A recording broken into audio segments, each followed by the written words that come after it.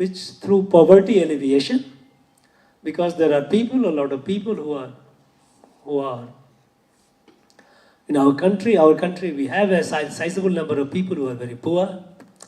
Now this scheme is essentially to benefit them. It also meets the requirement for the right to work.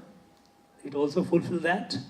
And that way it has helping the poor in getting job through which they earn some money. So it is improving the livelihood standard of the people, of the poor people.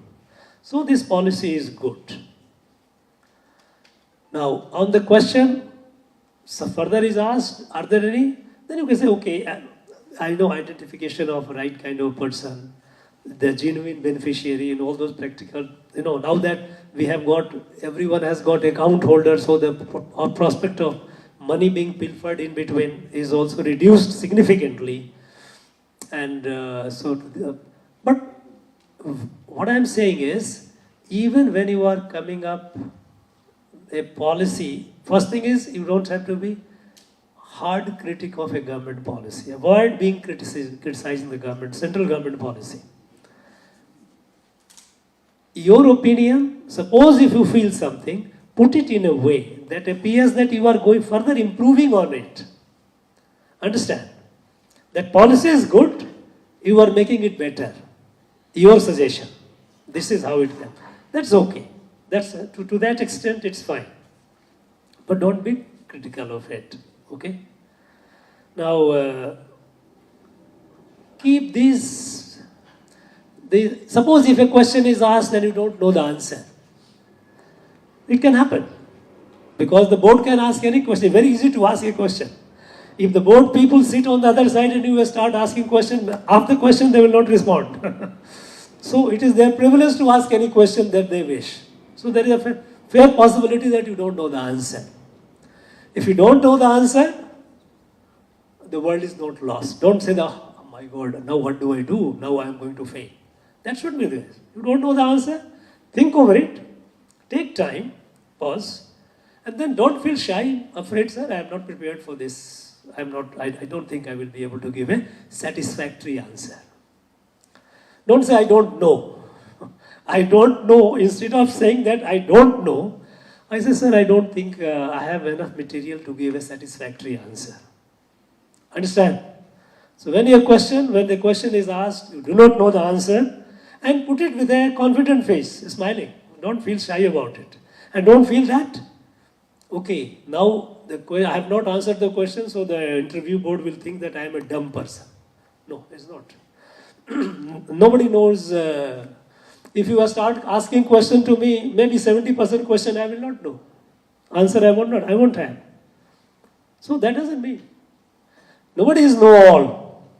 We are all human beings. You have to psychologically, mentally convince yourself that people, those who are sitting in the board at the high positions, at your age, they were as good, or maybe may not be as good as you are. Over the years, they have grown. So don't get intimidated by the board. Okay? Now, basic things that you keep in mind. Basic things. Your appearance. Keep a smiling face. Be properly dressed. When a question is asked, don't be in a hurry to respond. Process the question. If you don't know the answer, say, I am afraid, sir. I don't think I have sufficient material to give a satisfactory answer to this question. I'm sorry. And I'm afraid this is good enough. No.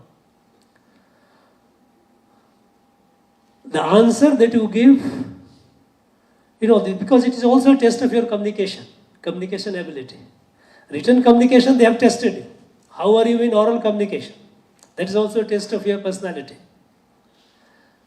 If a question is asked, don't start giving a long theory. this is why it is, that is why. No, these are why you can write theory is okay. Try to be brief,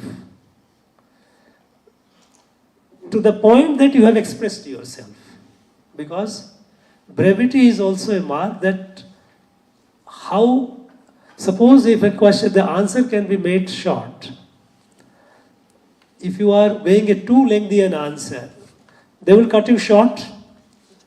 Either they will cut you short, or they will say, oh, you are not capable of expressing your thing concisely, briefly. Do that. Now, and even till the end, suppose if you are the question, first question asked, you don't know, second question asked, you don't know, third question you would ask, you don't know. You don't have to get flustered. Oh my God, 3 questions, now I am gone. There are people who have, of the 10 questions, 7 questions they have not answered, even then they have got 60% mark. It is not, as I told you, it is not important, because you are giving. It is not important what your answer. The important is how you approach the question. I'm sure you will be able to give some reason, something you will say, but then say, sir, I don't think I am fully equipped. I am fully equipped to give a satisfactory answer. I am not satisfied. Good enough. This is the mark of your personality. So remember, this is your personality test. This is not your knowledge test. Okay? Keep these things in mind. Now, you ask, I'm sure you will be having questions in your mind. You shoot the question. I will respond, and that question will be actually the answer will be for everyone. Because there will be, everyone won't have one, so the question will be almost common. So if one person asks, that answer is applicable to all. Listen carefully, attentively. Yes, come. Okay. Yeah. So, good morning, sir. I'm going for my 4th UPSC interview. Yes, sir. By now, you don't have to fear. No, you sir. have seen them. Fear is not an element. Actually, sir, even after going to 3 interviews, I am not able to decode what UPSC is expecting out of a candidate. So, my question to Your Excellency is, sir, have 2 questions. One is, what is UPSC is looking for in a candidate, and what is UPSC is not looking for in a candidate? And the second question is, what does the UPSC panel like in a candidate, what they don't like in a candidate? His question is, UPSC, since he is an experienced, he has already faced 3 interviews, he is questioning, his mind is, why, what is that? The question the UPSC is looking for. First and foremost, you should realize that your result will be out of your total aggregation, your main and interview. How much marks you have secured in this. Suppose if you have not fared properly very good in your mains, interview can pull you up, even if it is good, up to a point. So it is a balance, it is a addition of the 2. So that could be a factor. That could be a factor. I'm not saying that is the factor. Now, what the UPSC looks for in a candidate, it is looking for a potential civil servant, a civil servant who is intelligent. Intelligent means the person is intelligent in approaching a problem. Because you will be dealing with problems only. Wherever you are, whichever field, problems only will come. How you are approaching the problem. That is where I said, I am just repeating what I have already said, that you should not be in a hurry, in a rush to respond. You must process the question. And when you give an answer, don't give a blank answer. You give a reason, answer supported by the reason. You are saying so because of such and such reason. Now, this is one thing which is you have to bear in mind. I am just repeating it. That UPSC is looking for a civil servant. UPSC is not looking for an activist. Is not you may be human rights activist, you may be freedom activist, you may be environment activist. Activism has no place in civil service. Activism is, it often borders, it may be for a good cause, but good cause, as a civil servant, you are a part of a larger whole. You are not an independent, autonomous entity.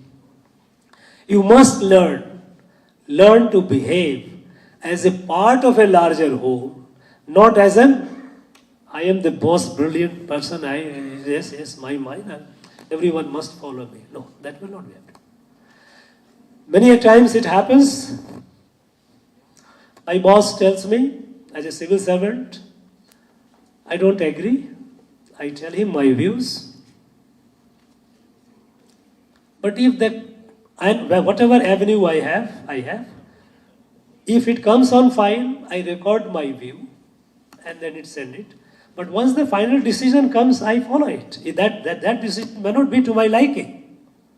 I must conform to the decision of that's a corporate decision taken by the competent authority. I have given my views. I am free. To that extent, you are free. But once the decision which has been taken, my decision doesn't matter. My opinion doesn't matter. It is that view which I am supposed to execute. Understand? So, this is the difference between an activist. Activist, no. I don't agree. I don't agree attitude. And by the way, in the interview board, don't use the word I don't agree. Somebody tells you, and you say, and you feel you really don't agree with that. Then you say, sir, I'm afraid I differ. I beg to differ. Even if somebody makes a position, then don't be rude and opinionated in your response. No, sir, I don't agree.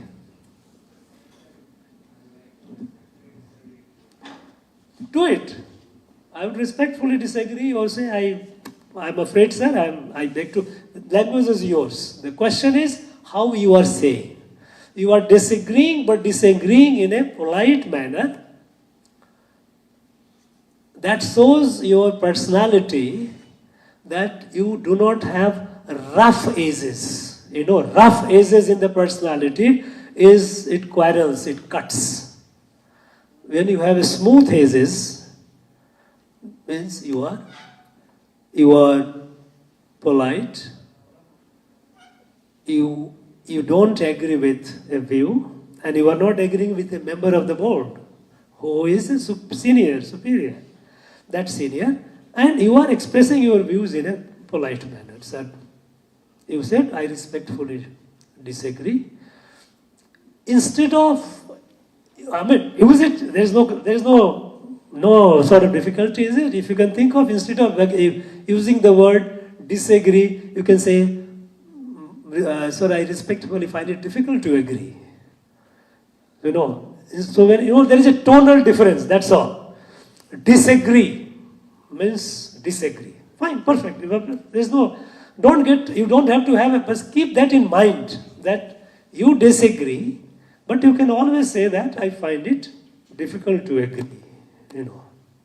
So, UPSC looks for an intelligent civil servant who will take decisions based on evidence, based on facts, not opinionated,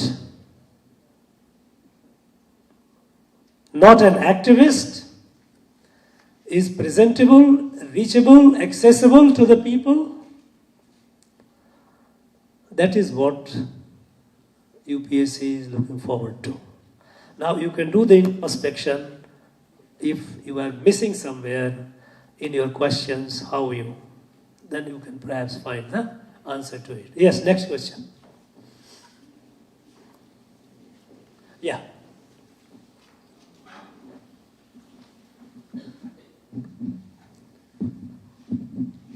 Sir, is it good to take a guess to a particular question if we are not sure of the answer exactly?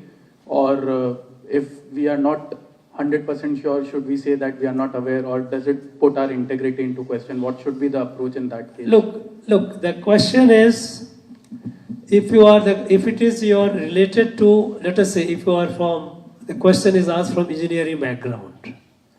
Now, engineering background engineering is science. In science, the question is asked relating to the science, then you cannot guess. You have to be clear about it. If you know, you know. You don't know, you don't know. Matter is over. You cannot try to go round about it. Because people at the board are smarter than you are. They have seen life much more than you are. You are at the threshold of life. They have seen life. They are at the other spectrum of life. So, you cannot hoodwink them. Understand? If it in natural science, that is your physics, chemistry, engineering, all these areas, you have to, the question is asked, you know the answer, you respond the answer. If you don't know, I'm afraid, sir, I'm afraid I don't recall the answer. I may not be able to. Be honest. Be honest. About other areas, from politics, from international relations, from national security, from all these areas, law, legal areas, there are areas where these are from social science related.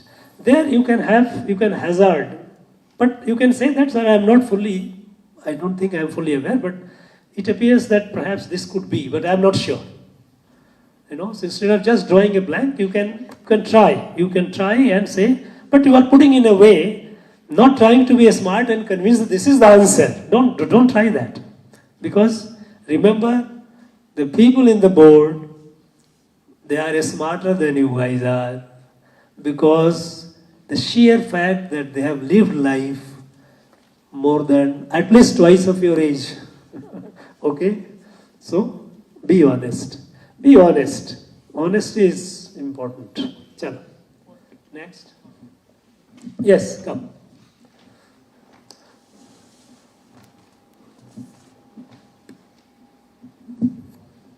So firstly, thank you for the general tips given. So my question is, if I have to give an opinion on something, if the board has asked me an opinion on something, and the stances of, say, the central government and the Supreme Court differ, or the central government or the state differ. So suppose I'm from Andhra Pradesh. So if the stances of my state differ from the opinion or the stance of, say, the central government, and if my opinion is asked in this scenario, how do I respond? Which position should I take, and what would be an appropriate position expected out of me? Okay. Now her question is for the benefit of everyone. Her question is, if I have understood you correctly, that if there is a difference of opinion between the central government and the state government, and or a difference of opinion as it appears between Supreme Court and the government, and if court asks me what should I, my response would be good. If it is between the central government and the state government, you should not have any doubt, central government, because you are being chosen for the central government, civil servant of the union government, not of the state government. So you should not have any confusion about it. You may be from Andhra Pradesh, you may like what Andhra Pradesh is doing is right, but government of India policy, you have to, look, there are two things. One is a government policy, and second is some statement given by some politicians, maybe even some minister. A statement doesn't become a policy unless it is a prime minister who has said something. Prime minister has said, he doesn't say loose things. But a minister, after all, he is a human being. In some context, he will or she might have said something. That could be her opinion. You are free to agree, disagree, that's not a point. Unless it is Prime Minister. But if it is a matter of policy, there should not be any confusion. If there is a difference between the central government and the state government, you are there to stand by the central government. Right? Second is about Supreme Court and the government. First of all, in such a question, first of all, if it is a Supreme Court judgment, it is a final. There shouldn't be any confusion about it.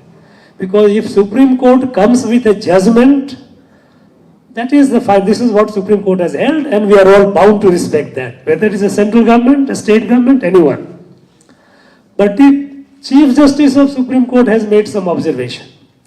Delay in judicial appointment. Suppose, nowadays you read in the newspaper, delay in judicial appointment, and Supreme Court Chief Justice has expressed concern over delay in judicial. Now, your response would be, sir, I am sure the government would be keen on clearing it. There must be something which I am not privy to, because after all, there is a process, there must be a process by which the president appoints. So the government, they have to do their own due diligence, and I do not know what exactly it is. I am afraid I may not be able to say. So while you have expressed that, you said that, okay, you are not criticizing Supreme Court, you are not criticizing Government of India also. You only say, suppose if such a question is asked, that look, but there is a delay, and Collegium has taken a decision, and the government is sitting over it, and this is not good. Your response would be, sir, as far as we know that government has a view that, and which the honorable law minister, whenever you say minister and or chief minister, should use the honorable word. Honorable Law Minister has stated about National Judicial Appointment Commission. But so on which there is a difference of opinion between the Honorable Supreme Court and the government. Now, as far as the delay is concerned, I'm sure there must be some reason, because the government might have to, would have to do the due diligence. There could be some procedural delay. That's all. You have neither to just say that no, Supreme Court is right, because the government has taken a view that this is not correct. Judges appointing judges is not a good thing. But you don't have to say no, the court is wrong. You simply say that government has a view. Government has a view that the present system of appointment, judges is not good. However, existing law of the land is, or the procedure is, that the judges Collegium makes a recommendation. The government has to do the due processing, and there could be a procedural delay. I'm afraid I don't know what could be the reason. And that's all. Yes. Next.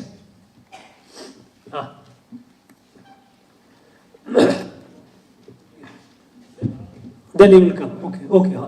Thank you, sir. So my question is, like, if a particular question is asked, do we supposed to give very simple and plain answer, or do we attach some recommendation of some report in order to embellish it and look it more qualitative? Does it add more marks to the question? Because same questions may be asked to few candidates.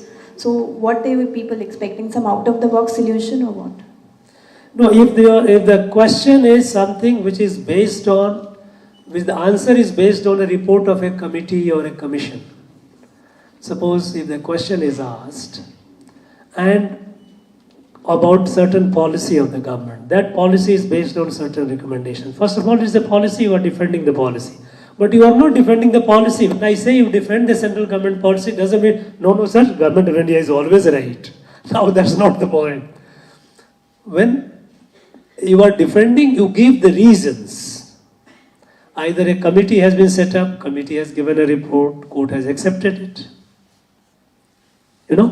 So when you give an answer, the answer should be backed by some reason. Answer should not be just a cryptic one line, yes or no. Or no sir, this policy is good. This policy is good because you know that this is a policy of the government, and government has formed the policy because of such reason. That is the question is asked on Ayushman Bharat policy. You say Ayushman Bharat policy, if you have the data available with you, you quote it. Yes, so many millions of people, those who are now getting benefit out of it, poor people, it is an access to health care. It is an instrument, it is a policy by which the poor and downtrodden people have access to quality health care. So it is good. Not that yes, Ayushman Bharat is good. You give reason, supporting reason, but not too long, you don't have to get into it, but give reason. Not just simply yes or no, or maybe you give reason. You have to give reasons. That's, you know what? I asked you the way to your answer. The question, how you have approached the question. The approach to question, the question is asked, you have processed it, you are giving an answer. Answer has to be followed by your reasoning. That this is how you say. You know. Yeah, please. Another one is how to balance honesty and diplomacy, like certain questions in which they ask our opinion. But do we supposed to give an honest opinion always? No, what is the meaning of honest opinion? Give the, yeah, please. She has asked a question. Should I give an honest opinion and or what? Now, each individual is unique. You are here, almost more than 60 of you. Maybe we are adding a few. Each one of us are unique in our own way. Now, what I think honest, you may not think honest. He may not think honest. What is honest? Honest, the moment is your understanding of a particular opinion is based on information that you have. If you get some more info, and you must accept and realize that nobody has got access to full information. None of the candidate has access to full information. Let us say question is asked on LSE. Okay, China has moved. How much do you know about it? You only read in the newspaper. What is your honest opinion on that? Your opinion cannot be your own honest opinion saying that no, we do not know what happened, so we need to be investigated whether the Chinese really came or not came. No, that degree of honesty is not expected. That is not honesty actually. Because what we say honest is based on our own understanding of the situation. If the new evidence, new fact comes, our position will change. And then in that case, do we say that I was dishonest before and now I am honest? No. All these things are tentative. At any point of time, any question that you approach the question based on your understanding at that point of time. And then you respond. And that is why you give a reason. Saying that this is why I am saying this because of this. Now, if the situation changes, if the fact changes, my response also will change. So, and when somebody asks you about the honest, let us say, what is your view on, let us say, the Amrit Kal, will India become a self-reliant or not? If my honest view is no, it will not be. This is not your honest view. This is your prejudice. I would say. Because we all have to work towards that in the next 25 years to make India. So honest view is no, sir, it is all a kind of a morale boosting or political sloganeering and all that. It's not that. We have to work. You don't have to be critical of the government of India policy. You don't have to be critical of Supreme Court. Opinion that you give is based on your understanding at that point of time. It must reflect that you are responding based on this reason. The new fact comes, you will change your position. You are open to that. So there is nothing called honest opinion. Yes, maybe personally you may not agree with many policies of it. And these are no-go area. This you keep it to yourself. You don't have to vent it out. No, I have my own reason to say it is not. That kind of honesty will not work here. That is your personal prejudice. Yeah. Sir, if we are asked about performance of a government of India's policy, for example, if we take demonetization, so if we say that yes, it gave push to digital cashless economy, but largely, if I have the facts that largely the economic consequences were not that good, the MSMEs and all, 99% of the cash returned back to the system. So if we have more points regarding the negative impact, so can we take that stand? Yeah, now, Siddha, a good question. Now the question is asked on demonetization. The demonetization, was it good or bad? The question is asked. Now suppose if you have an input with you that it has given a lot of setback to our economy, a smaller, medium, a small enterprises, micro, they suffered a lot because it was essentially a cash driven. These are facts, right? When the question is asked whether demonetization was good or bad, and this may be asked, by the way, you should realize it, such a question can be asked. Your answer should be, sir, demonetization, if you look at from the legal point of view, the Honorable Supreme Court has held it was legally valid. So there is no constitutional issue or legality involved in it. Number one. Number two is its impact. Its impact, if we can think of it, it has been a mixed one. There have been certain decline, and it got some of the businesses which were cash driven, it was a setback, and such setback is expected when you make a radical shift. When you make a radical shift, there will be a setback. When you change the status quo, there will be some change, there will be some discomfort, happens. But eventually it led to more and more digital economy. People started moving toward, as a result, even today, even the person on the footpath vendor uses digital transaction. So, and today India is the largest digital commerce country in the world. Now, temporary setback is inevitable in any change that happens. Now that any change that you bring about, any radical change that you bring about, it is bound to disturb the status quo, and when the status quo is disturbed, there will be some negative aspect of it. It is given. But in the long run, yes, we have not succeeded in making a cash-free economy. Cash is there, it has come back. But the fact is that this country has become the largest in terms of digital commerce, so much so that even a footpath vendor is using digital medium for transaction. That's the end of it. Yes. So good morning, sir. So my question is a continuation of my fellow candidate question. So there are certain issues like where Supreme Court hasn't made any decisions. For example, especially sedition, sir. Sedition, Supreme Court has shown its concern and it has kept it in abeyance. But whereas the central government is strong on its stance on sedition. In these cases, do we have the liberty to differ from central government, or should we support the central government in these cases, sir? Yeah. Thanks. The question is the issue on which there is a difference of position, tentatively, not finalized, but because Supreme Court has not yet declared sedition as ultra vires to the Constitution. But only Supreme Court has put a hold, no more case until the issue is decided. Your response should be, and this case again is a question which can be asked. It is a current living question.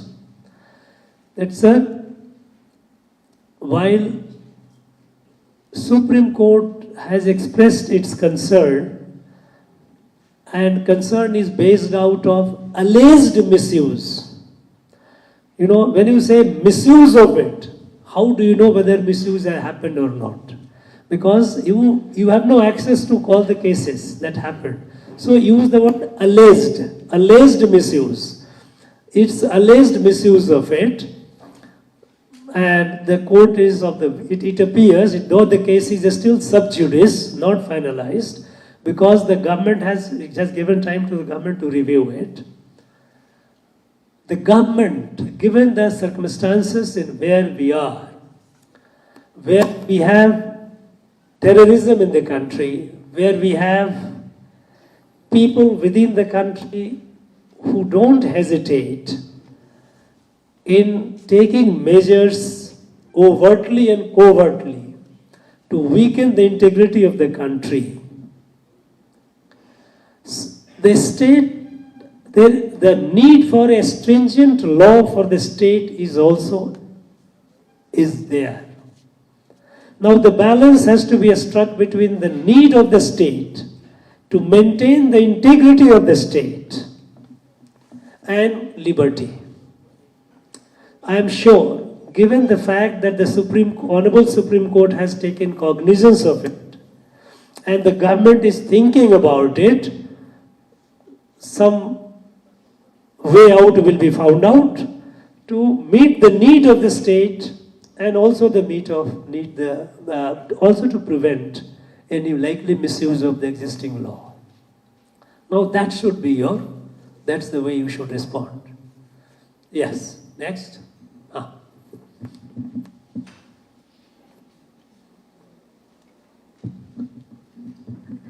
Sir, as you have pointed out, that the interview board is looking for a potential civil servant. But at the interview stage, with the lack of training or legal knowledge, with these humble and nascent beginnings, how is the interview board convinced of our answers? Or what part of our personality gives them rigor in our approach to, let's say, law and order or social issues, sir? Interview board doesn't expect you to be expert. Interview board does not expect you to know everything. Interview board expects you to be, as I said, as a potential civil servant, you are intelligent enough to, first thing, you are alert about what is happening around the country, around the world. So you are aware of the development. You are not totally blank. It may happen that you may not recall that thing, everything, that's okay. But you are not completely blank on what is happening. So you are alert citizen. What is happening? Second is you are observant. That what is happening, you are reading, you are trying to understand based on whatever comes in the public domain, because your access is only to public domain. And based on that, you are approaching the question. That much is enough. No, but that's what I told you, that your answer is not important. It may be important, but more important is the way you approach the question. The way you approach the question is important, because there you may not, that's what I told you, there are people who have not answered large number of questions they don't know, and still come out with the good marks, because there is a taste of your personality. Personality is not just your knowledge. Personality is overall your bearing, how you deal with yourself, that how you look after yourself, that means how you present yourself, and how you deal with others, whether you are a pleasing personality, how do you deal with the problem, how do you approach a question, whether you are approaching the question with an open mind or opinionated mind. If you are fixated, opinionated, these are disqualified, because this shows a personality trait in you which is inconsistent with a good civil servant. If you are opinionated, fixed in your mind, that's not. You can have when you are a civil servant, you have a passion for doing something and you work. That's a different thing. But when at this stage, when a question is asked, what the board is looking for it, how are you approaching it? What is your personality? It's not the test of your knowledge. That has been tested. Keep that in mind. So, nobody expects you to be absolutely super genius, you know everything, all knowledge. No, nobody. It's not expectation. Yes, next.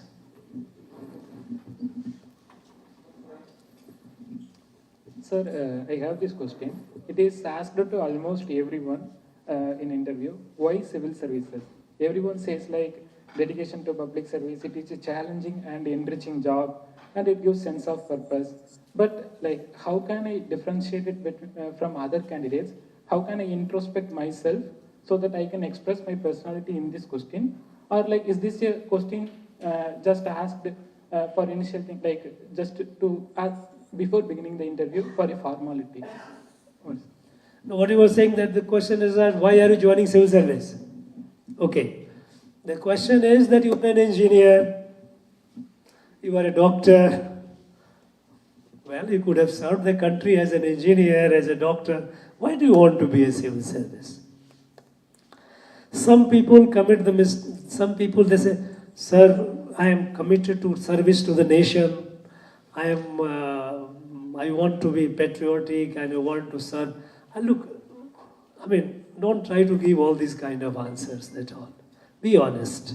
Be honest. You say, sir, yes.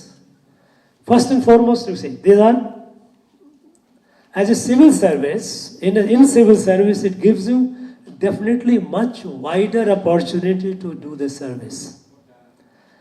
You serve the country at a different scale. As a civil service gives you an opportunity to serve at a scale much larger than your profession could give you. As an engineer, you are working somewhere, you are an engineer, doing great job. It's not like that.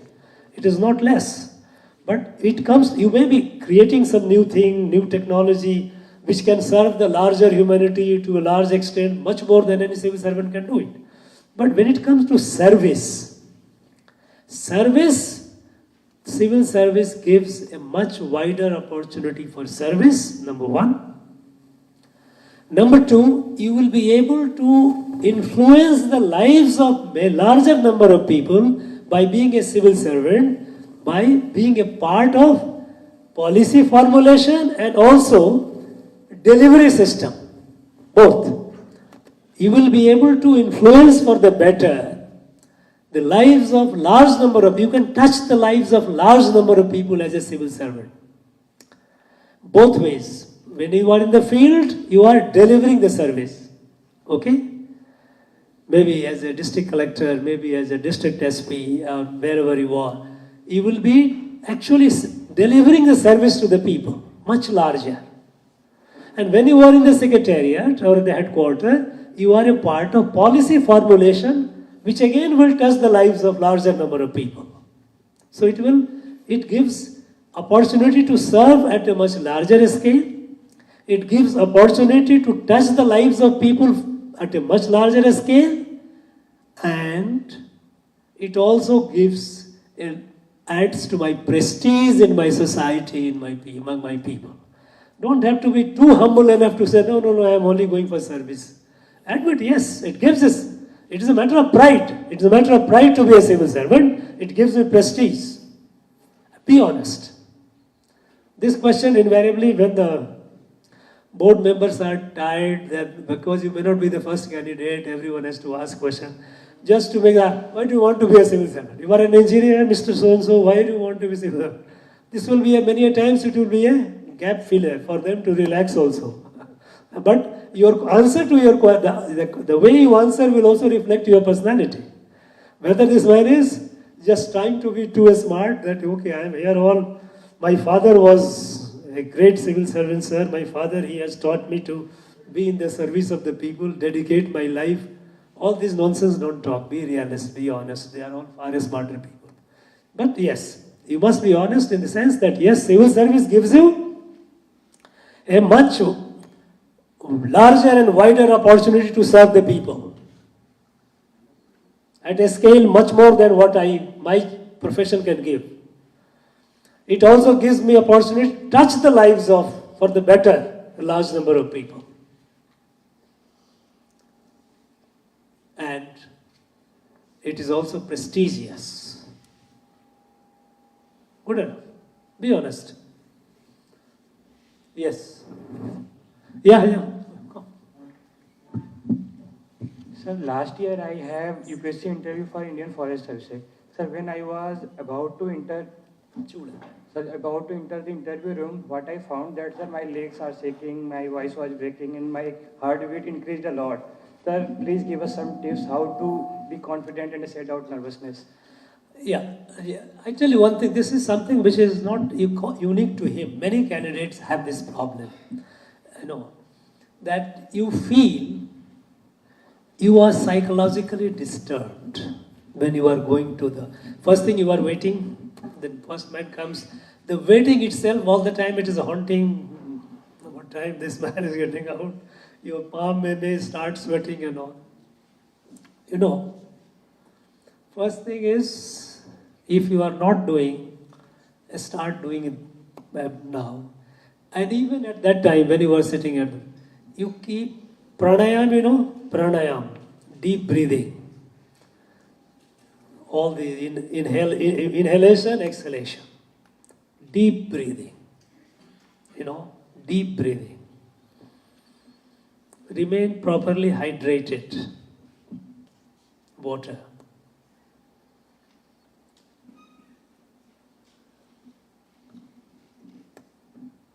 Try to get a good night's sleep before you go. And develop an attitude that the people whom you are going to face, they are also lesser mortals. There is a novel by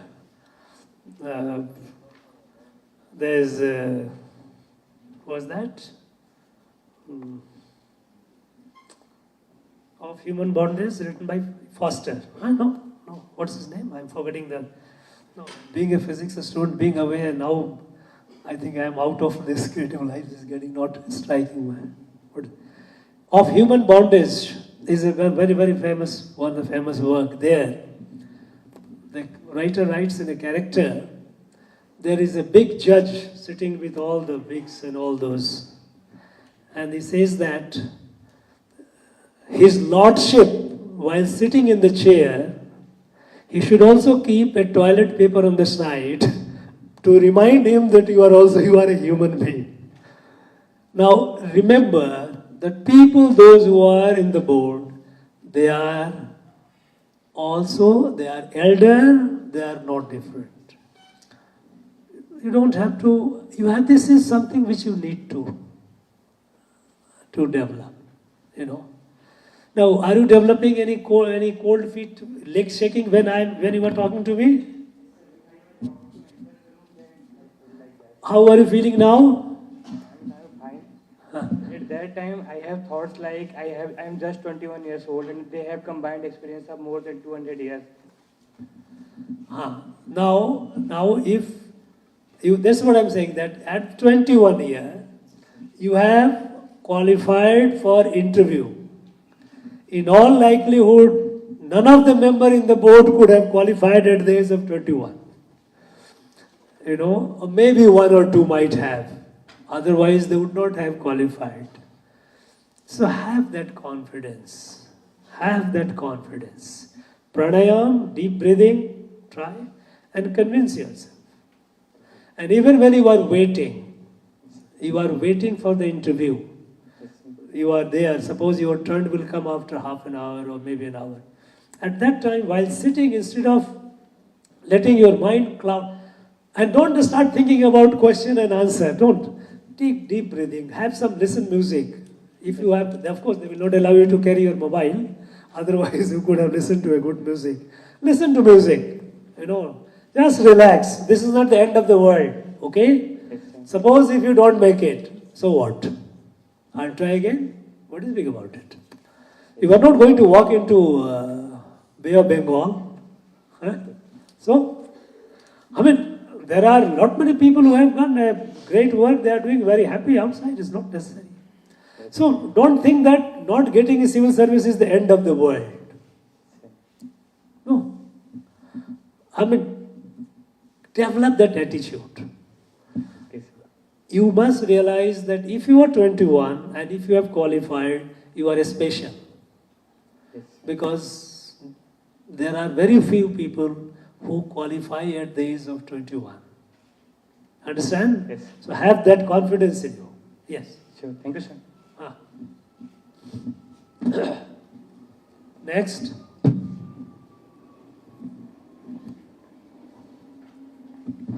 Sir, my question is on choice of preference. Like UPSC asks for preference of service.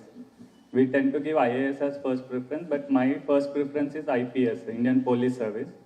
So whenever we choose Indian Police Service as first preference, UPSC generally asks questions on only issues in the police system. We make up our mind, we prepare on efficiency of police system, but UPSC asks only on issues in police system. So how to highlight the issues, like what issues we should highlight or how to defend our stand? No, listen. First thing. Is there somebody new in police? No. So you are not supposed to know much about how the police works, except and your perception of it. Suppose if your first preference is police service, and if the question is asked, why Mr. So-and-so, why are you choosing police service? Now I will ask you the same question, tell me, why do you want to be a police officer? Or be honest, yes. Why? Why do you want to be a police officer?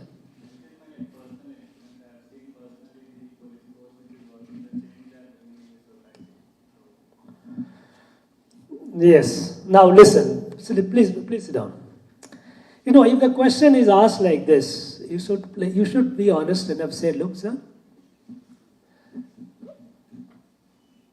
I have seen the police officer, the kind of direct contact that they have with the people, and the kind of first response in crisis when somebody somewhere happens. Any other service other than medical is not as quick responder as the police. Okay? So, as a police officer, I feel that I will be able to touch the lives of many people in distress by improving the law and order, which is a basic condition for anything else, for any society to develop. The first and foremost requirement is maintenance of law and order. If the law and order is not properly maintained, other professions cannot grow. So, as a first responder, responding to a person in distress, preventing distress to come, because as a police officer, I will also be able to create an environment where crimes are not committed, where the law and order is properly maintained. And I have, this is very unusual. Normally I keep my phone in a flight mode whenever I meet.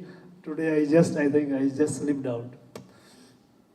So, say, I love the way you can respond directly, and look at this.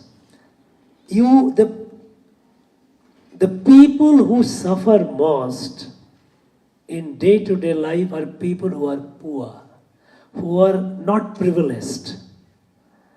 And as a police officer, I can be their savior. I can provide them the succor. That motivates me. And of course, add to that the charm of the uniform. Don't hesitate in telling that. Charm of the uniform. That also. Now, a person who is a privileged, person who is well-off, he may not need, he will talk to somebody, he may talk to the top guys for addressing the problem. The most of the problems which police addresses are the problems which affect the ordinary folks. Poor people, deprived people. And you are there, standing by them, ensuring that they don't have tears in their eyes. This is a great service. And I feel that is what I should do. Be honest. You don't have to say how the police to be reformed and all. Because what do you know about police? I mean, if you would start talking about police reform at a stage where you are not familiar with it, say, look sir, once I get into the system, I will be, but there are certain things like there is a negative perception, of policemen not behaving properly, but things are changing, and if I am inside, I will be able to know more about it. Because when you don't know about a thing, how can you comment on that? It will all look artificial. If you say, no sir, this is police commission so-and-so said that, police commission so-and-so said that. These will sound pedantic. Be honest. Tell it. Yes. Next. Yeah.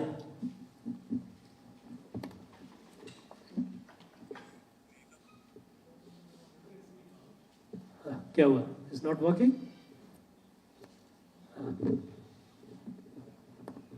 Sir, in case of gender inequality or equality related issues, am I expected to take a stand or should I take a middle path? Look, as a lady candidate, is expected of you is to defend the interest of the ladies.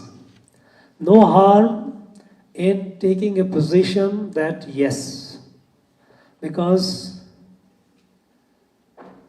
even look at Prime Minister in all the meetings, by and large, he all talks about Nari Shakti, the women empowerment.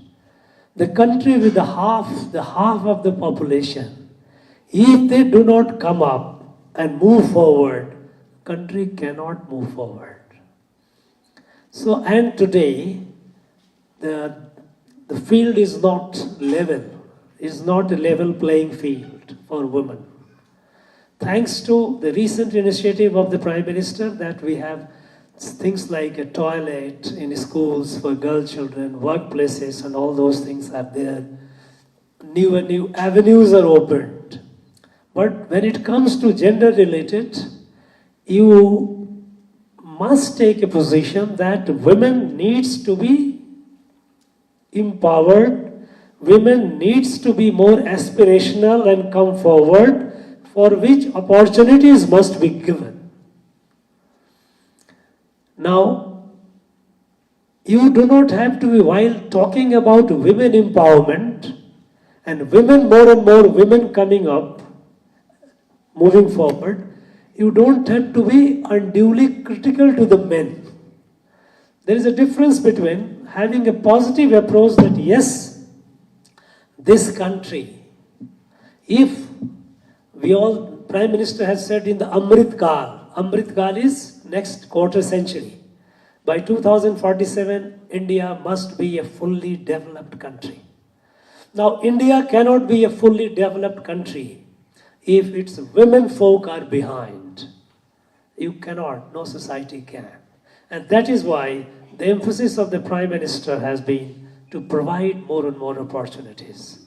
Right from cooking gas to the ladies in the villages who don't have access, toilet in the houses, nutritions to prenatal, postnatal, all the cares for the growth.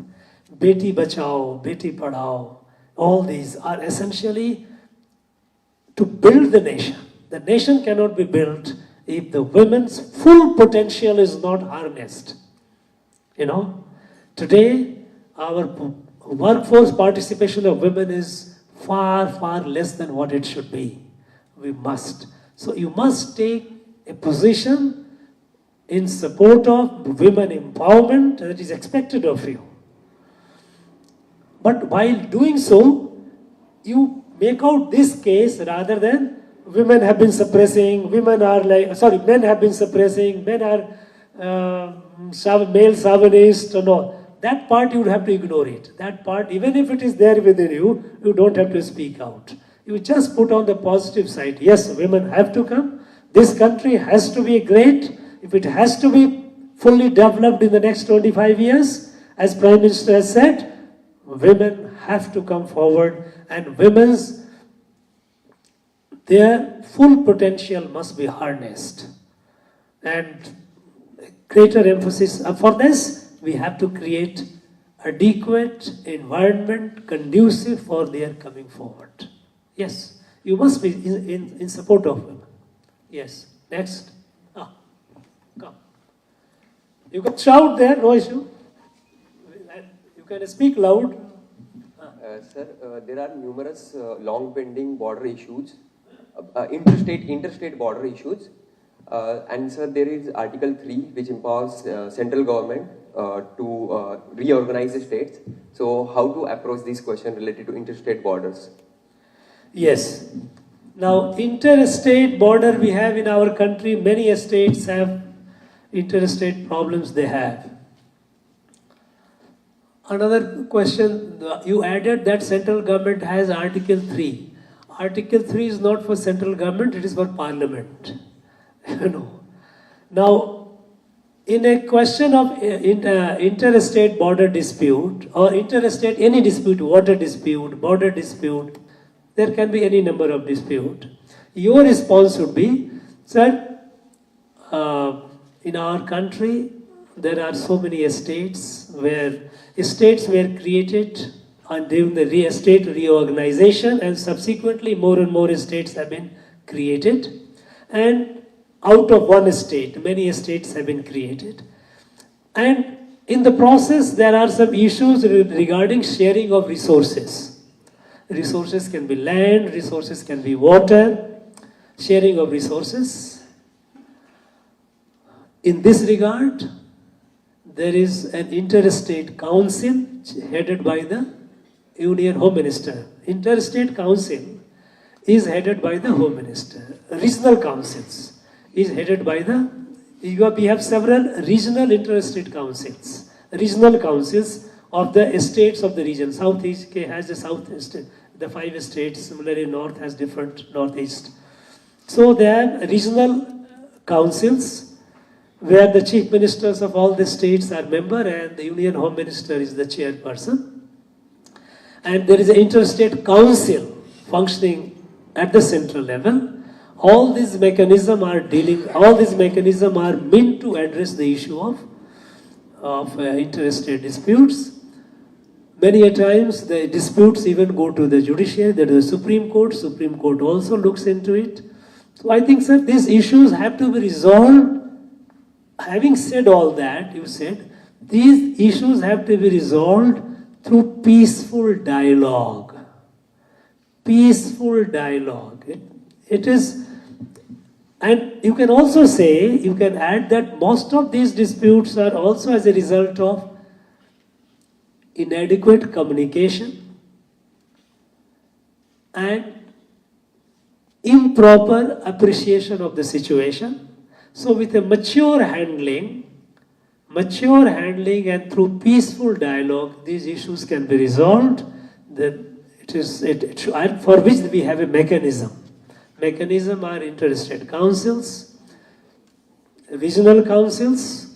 There are certain tribunals which have been created by the Supreme Court over the water disputes and all between the states. So you rely on these instruments, that there are instruments, but your input will be, it should be done through peaceful dialogue. The aggressive politics by either party, it only creates problem, it does not do good to anyone. Understand? So your answer should be through peaceful process. That will be your input. Rest you will be stating the fact. Yes, next.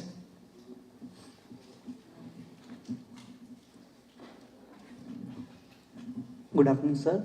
My question is, suppose the board asks question on any issues, for example, issues in your district, issues in your state, or issues you have faced in police system, civil services system. So should we address those issues, should we discuss those issues only, or should we provide some solutions also, so that we should appear like a solution-oriented person? Look, solution-oriented you can give, there is no harm in it. For example, let us say, you are all, by and large, except a few, you are all from Tamil Nadu, okay? A question is asked. Sit down. A question is asked about Sri Lankan refugees. Or question is asked about Tamils in Sri Lanka. Question is asked about Tamil fishermen getting caught by Sri Lanka. There can be, it will be a state specific. These questions will be only asked, you guys would be able to, and you should be able to respond. You cannot say, sir, sorry, I don't know about it. That will not be an answer, because that shows you are not alert. These are issues which you hear. Now, your response would be, sir, these Sri Lankan people, they have refugees, those who have come. They have come under extreme distress situations. and it is a humanitarian issue. It is a humanitarian issue, and it has to be, and it should be dealt with sensitivity. With sensitivity. A large number of refugees have been living in Tamil Nadu, and basic humanitarian cares are being provided by the state government and the central government. Sorry, and the central government, and it should continue. As far as their final status is concerned, I am sure the government would take a call what should be, whether they should be given citizenship, not to be given citizenship, what it should be done. Diplomatically also, we should approach the Sri Lankan government not to create a situation by which their people are forced to leave. Nobody likes to leave one's place. So diplomatically, Government of India is also, and I'm sure Government of India would be doing that. Whether they are doing it or not, you are not aware, but you add to that. I'm sure Government of India would be doing that. We should create situation for their safe return to their places, so that their future is secure. As far as the fishermen being caught, I think, sir, this is a very vexing problem. It has been continuing for long, and it creates a lot of issues in my state. In the families are disturbed, people are disturbed when they are caught. I think a long-term solution should be found out. Now, if you say what should be the solution, which is, look, I do not have the material because it is a unique case where between the two countries, we do not have enough space to have the exclusive economic zone. There is something called exclusive economic zone up to 300 nautical miles, which is there, which is not the case. Sri Lanka is just next door. So, I mean, there is a conflict of interest. It is a sensitive issue. It has to be sensitively resolved, but there has to be a long-term solution to it. I am afraid I will not be able to give what should be there, but their solution must be found out because it creates a lot of inconvenience, suffering to our people. It also creates a lot of, it affects the sentiment of our people. So this issue must be dealt with sensitivity, and a long-term solution should be found out. So there will be issues which are state-specific. Suppose a question is asked over Jallikattu, because now I'm asking coming to Tamil Nadu, because Jallikattu, whether it should be there or not. Now, you know how sensitive this issue is, okay? You do not have to take side either. You have to maintain, sir, Jallikattu, while there are people who believe that it is a cruelty to animal, and that is a way to look at it, but it has been there, a traditional, a cultural issue in Tamil Nadu for several thousand years. People have been playing it. So it is also a very, very sensitive, and when the Honorable Supreme Court put a ban on it, there was a massive uprising in it. Because it being a cultural issue, people felt outraged that how could it be? So I think we have to strike a balance. While Jallikattu should not be stopped because it is an issue, a cultural issue, maybe we can find ways, can we make it safer and can we regulate it in a way that is not cruel to the animal, safer for humans, less cruel to the animals. Can this be done? I think some ways has to be found out. Put the answer like this. So, you are not taking a position, no, Jallikattu is if you are an animal rights activist, you will say, no, Jallikattu must be banned. Now, that's not the way society works. Society does not work or does not live with a strict do's and don'ts. If it is a cultural issue, forget about it. Your logic will not work. People have been playing this Jallikattu for thousands of years. How can you stop it just like that? So, it can be, I think the right course would be to strike a balance to see that the animals are not put to cruelty and humans playing are also safe. So some kind of a regulation can be thought of. That is what I feel. That should be your answer. So if Tamil Nadu related issue, something comes, If something comes to your mind, you can ask the question. I will try to respond. Yes.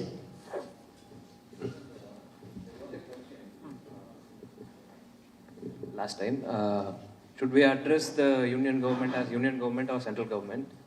And how to answer this question, sir? Now, union government is not a problem. Union government, there is no issue in that. And this is a central government, union government. India is a union of states. There is no confusion about it.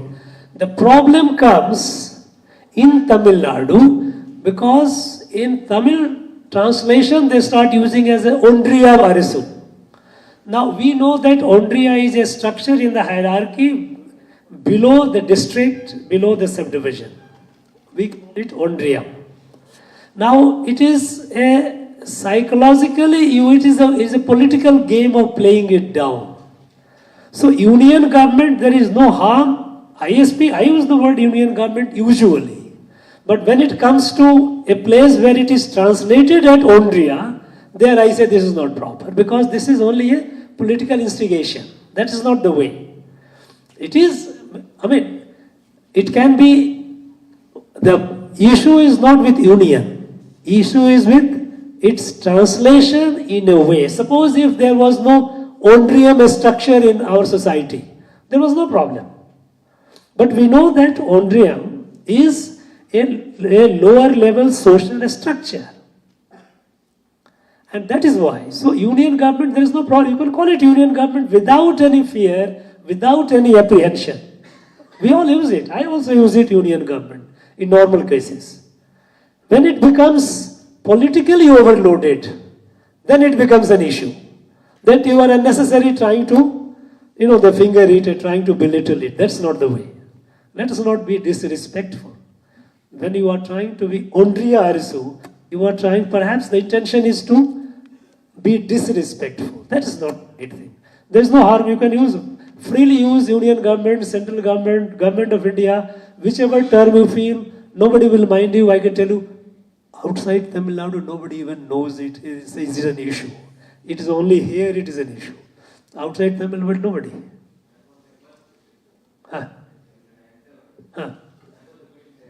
I think there must be somebody from Tamil Nadu who must be sitting there on the board. No, but in that case, if a question is asked to you, that why is there so much sensitivity about union government, against union government there? Your answer should be, sir, sensitivity is not against union government. Sensitivity is, there are some sensitivity because of its Tamil translation made, where it is called Ondriya Arisu. And Ondriya is in the hierarchy. It is understood. Popular imagination, people know what is an Ondriya. And that is belittling it. That's not the... So that is how it becomes politically sensitive. Otherwise, there's nothing wrong in it. Yes. Sir, there has been consistent clamor across our country for statehood demands, sir. With respect to this, take us through the ground reality of Naga peace process and also the feasibility of Greater Nagaland, sir. What you said, statehood demand has been, what to say again? There has been a consistent clamor for statehood demand across our country, sir. So many new states. Yes, sir. And also the bifurcation. With respect to this, take us through the ground realities of Naga peace process and also the feasibility of Greater Nagaland, sir. By any chance, if somebody asks, I do not know, because if somebody is running short of question, can ask the question whether there is a Greater Nagaland. Maybe wanted to test you, whether you are sitting in Tamil Nadu, are you aware of what is happening? Question can be asked. First and foremost, you must be clear. A state, creation of new state, there is a provision in our constitution. New states have been created again and again based on popular demand. So there is a process by which, constitutional process by which a new state is created. As far as Greater Nagaland is concerned, Government of India has made it clear, and as far as we understand, your answer should be that Greater Nagaland demand is based on an argument that Nagas are a distinct ethnic group, they want exclusive homeland. India is a plural democracy, plural society, where people of different communities, different stocks, all have been living together. So any ethnicity-based homeland is not in the larger interest of the country, because first and foremost, there is no place which is 100% homogeneous, only one ethnic group, one community. It is a mix. It is a plural democracy. So it is not feasible, it is not desirable. That should be your answer to this. Naga. If there is ask any question about Greater Nagaland. About Naga peace process, you say this peace process, as far as we understand, it is concluded. There is nothing much. I am sure government have been doing well. It's nowadays, it's very peaceful. The Northeast itself is very peaceful. It's a story of development. New airports being built, road highways being built, railways coming up, 5-star hotels coming up, resorts coming up. It is a story in development. So those are the old stories where there used to be violence, ethnicity, separatism. Those things have been sorted out. And thanks to all this, now Northeast is experiencing peace. Tourists are going more and more, investors are going more and more. So that's not an issue. It doesn't appear to be an issue now. Yes. Sir, sir, my question is regarding the way of articulating an answer. There is only fine difference between being a confident and a little arrogant. And there is a possibility that different board members have different perspective about being confident. So in this case, how can I adjust my personality and how can I give a confident answer? Look, different board members, of course, there is a possibility of different members having different assessment. It can happen. It doesn't happen often, let me tell you. Because the way you are looking at your age in life, at your age you feel that people will have. As you grow, life is the biggest teacher. As we grow in life, we learn a lot of things not out of books, out of meeting the people, out of seeing the people, people's behavior and how it is. So things are not as that they will have difference. The difference between being arrogant and being confident. You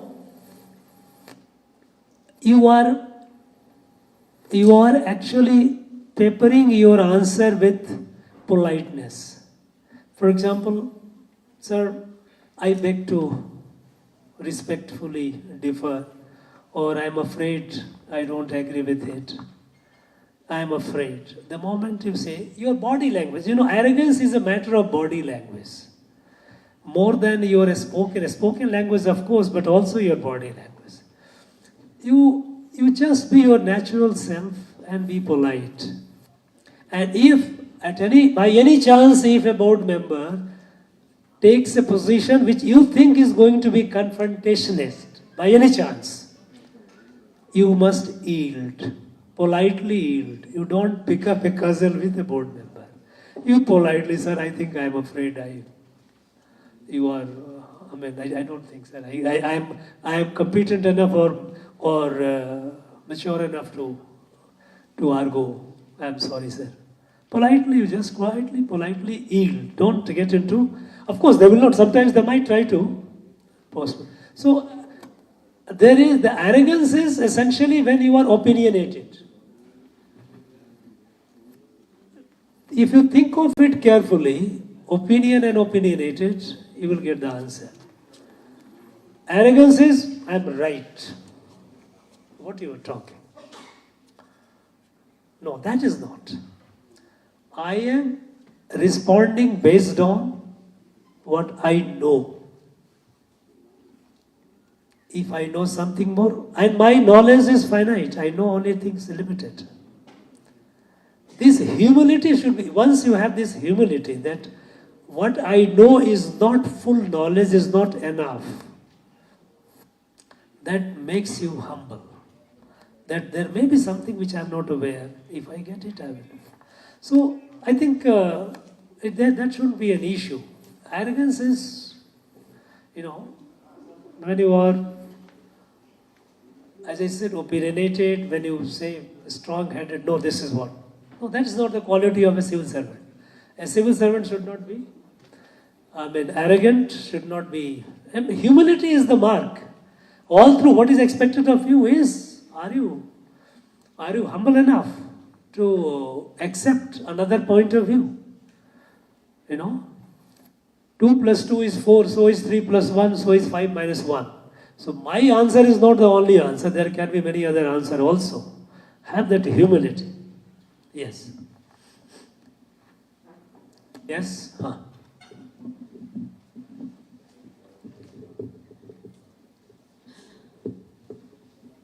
My question is, if the board put us into some task-based question, say if they are giving some task like you are being put as an interlocutor to deal with some sensitive issues, so how to approach such questions? What should be our mindset? How to put forth our ideas?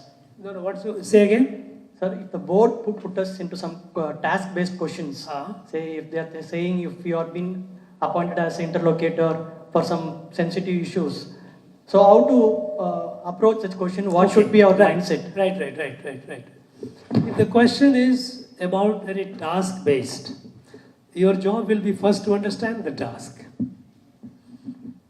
You may not be knowing the task. So your answer should be, if I am given a situation like this, first I will understand what actually the problem is.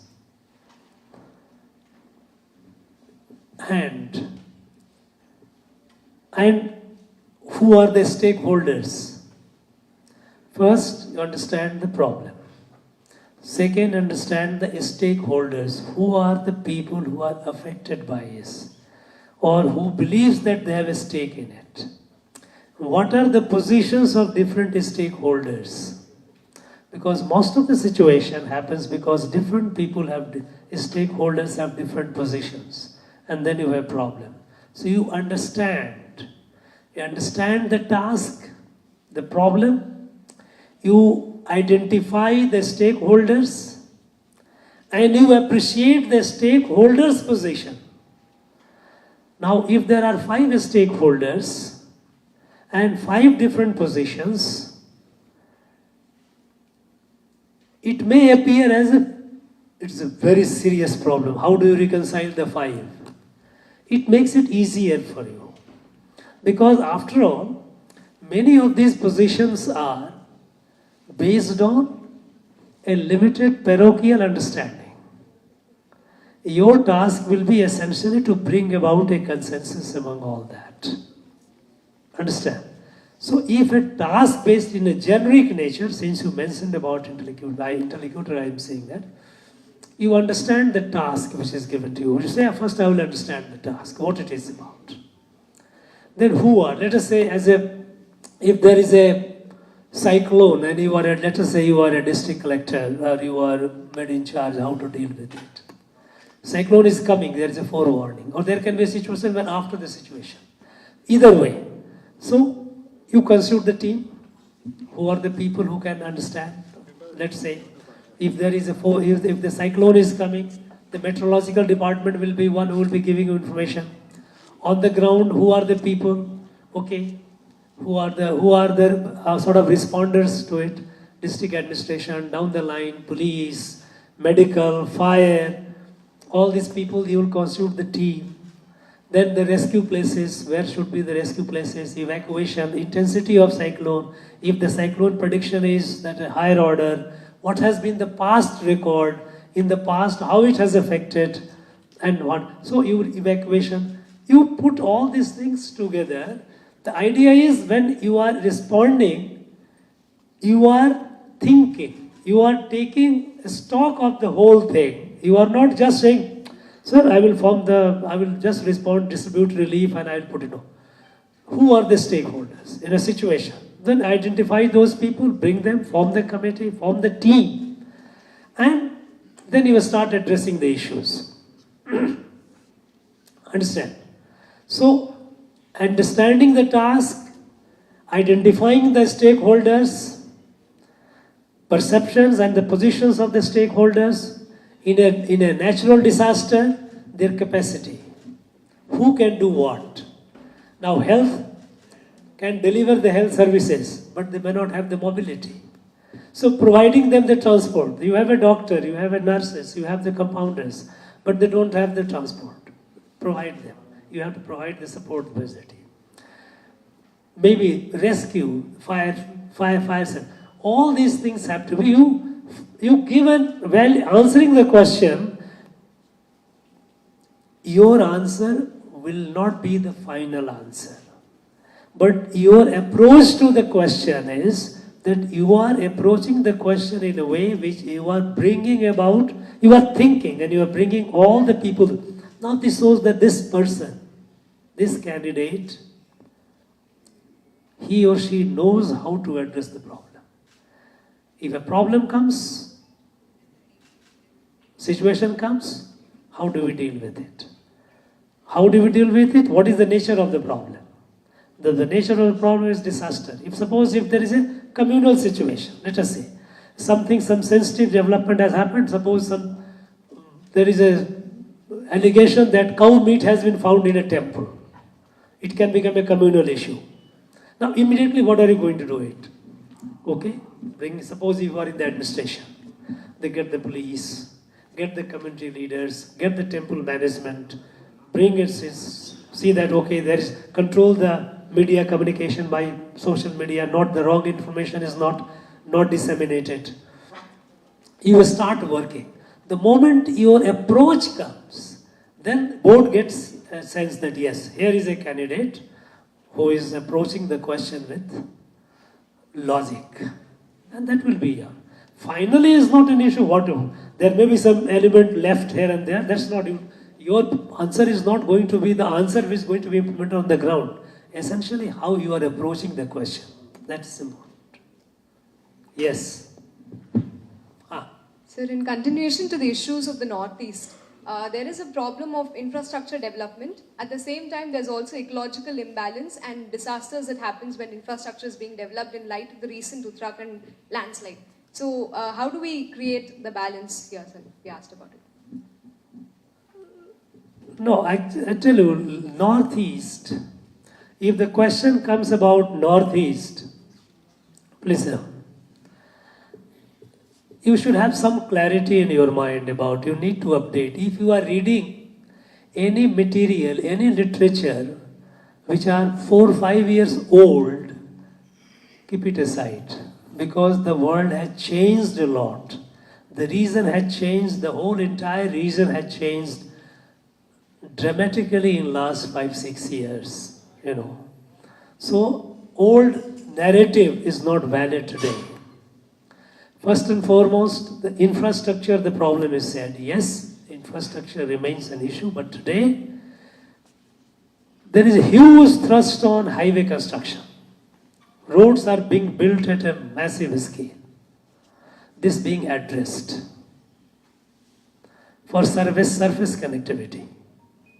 Railway lines are being extended to remote areas. So there is a huge thrust on expansion of railway line. New airports are being built. Many airports have been commissioned already. More are being built for providing air connectivity. So you have road, rail, air. Optical fibers being laid in the remote areas. So the internet connectivity. So today there is a greater thrust on infrastructure building. Yes, still there are areas in the hills where it is still deficient, but the work is going on. Now the issue is about ecological balance. That when you are building, is it consistent with ecological needs of the place, geological sensitivity of the place? All these in the Northeast, there has not been as yet an issue, major issue of ecological disaster, that something has been built, because landslide and all that you hear is mostly, now we are hearing in Josimat. Josimat is in Uttarakhand. There have been some region, maybe the larger than the capacity of the land to bear, constructions have been made. So this is not ecologically viable. So far in the Northeast, there has not been any such case. Northeast is again a high volcanic zone. It is zone 5. So it is very seismologically very sensitive. And any construction that happens in the Northeast region, the fact that it's seismologically very sensitive, it is always kept in mind. So in the hills, there are regulations for constructions. So ecological balance so far is North is concerned, there has not been any major issue. As and when there is an attempt, people start making noise. You have a lot of active groups, activist group. So check and balance happens. So Northeast, that is not an issue as such so far. But yes, infrastructure is being built at a massive scale, and things are looking up. The states are competing to match the advanced states of the country. So now there is a growth and development story in the Northeast. Next.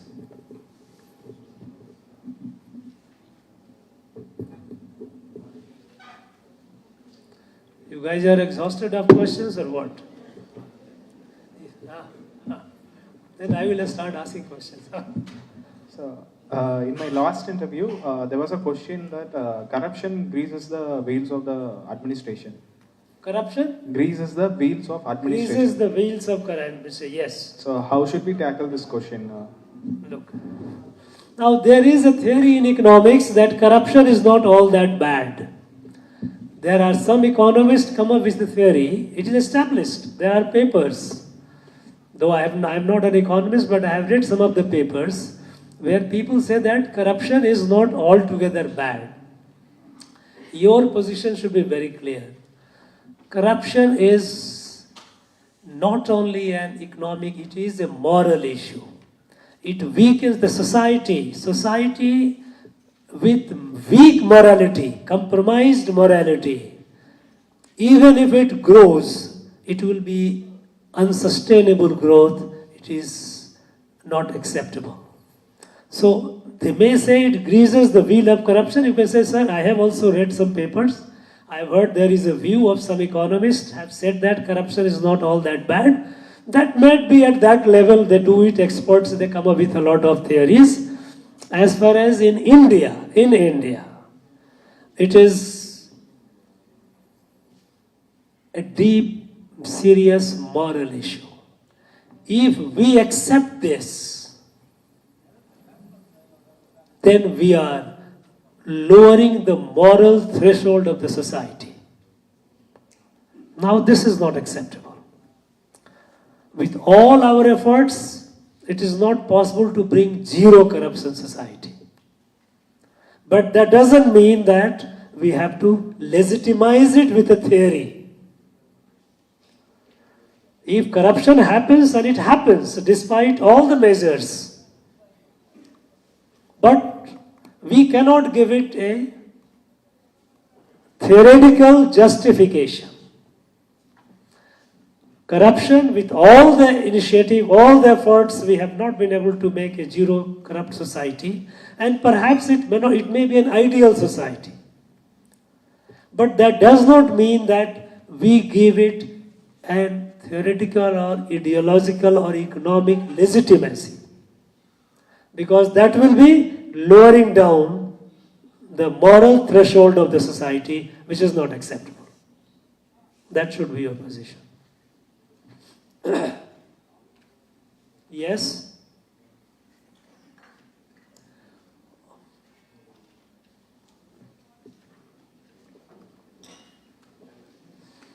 Any? Yeah, so a question is asked related to Hindi language issue. As I belong to Delhi and I stays in Chennai also. So how to take a stand with growing perception of anti-Hindi language sentiments in the state, if asked about that? Yeah, being from Tamil Nadu, this question can come. You can expect this question. They will ask you, what is your attitude? What is your view on Hindi? Now, my advice to you would be that your position should be that, sir, we should learn as many languages as possible. Learning more language is only helpful. In our country, we have so many languages. Tamil is a very rich and ancient and rich language, and people of Tamil Nadu are proud of it. At the same time, we believe that if we know one more Indian languages, not necessarily Hindi, it can be any other Indian languages, it helps us in better connectivity, communicating with the others. So, while the government of Tamil Nadu has a two-language policy, you say, yes, government of Tamil Nadu has been following a two-language policy where English and Tamil alone are taught. But I believe that learning one more language, it is only helpful. We should, I think that's not a very, because you should realize that you are going to be in the civil service of the union, of the central government, not in the state government. And there, it will be good if you take a position that it will be good if we learn one more language. And if you want to be more diplomatic, to be more pleasing to the board, you can say, since in this country, the single largest number of people are Hindi speaking, some working knowledge of Hindi is always helpful. That kind of answer you should give so that you are not viewed as absolute, rigid, sour. Because then again you will be opinionated.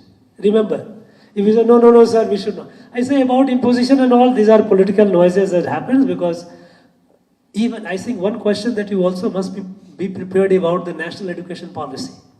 You can expect questions on that. So there also there is a greater thrust on mother tongue, regional languages. There is a greater thrust on that. So we said there is a greater thrust as such on learning more and more learning in mother language, regional language. Even the government, the Prime Minister, position has been that even the higher technical education like medical and engineering should also be in the regional languages, and that is very much good. But I think learning one more Indian language is helpful in communication, in reaching out. And since in this country, the single largest number of people, if you go by the language, Indian languages, then probably Hindi language. If one learns Hindi, it's always helpful. So don't say that, yes, Hindi must be learned. It's not say. You say it's always helpful. Put it this way. Understand? Okay, yes, it's helpful that which helps us, anyone who knows the language, more language. First, your answer should be that we should learn one more Indian language. One more Indian language. And when it comes to Hindi, then you take a position that, I think, sir, Hindi is since there are larger number of people who speak Hindi in the country, so it is helpful. So put it this way. Don't take a position that, no, Hindi should not be, no, Hindi must be. Both the position you should avoid. You should avoid. Unless you are a Hindi chauvinist that you say, no, Hindi should be there. Then, of course, it is a choice is yours. But I think it's good enough you take a balanced position that, yes, we must learn one more Indian languages. It is helpful. And larger number of people speak, so knowing Hindi is always helpful. Yes. Any current affairs question you have?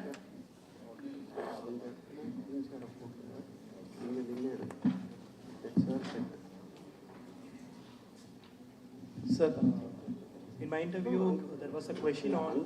you guys all seem to be quite experienced, right? You had already faced some interview. Yes, speak up. Sir, after the interview is over, they are asking to rate the board. Rate the board. Should we humbly reject it or what should be done? Do they ask nowadays to rate the board? Is it so? Huh?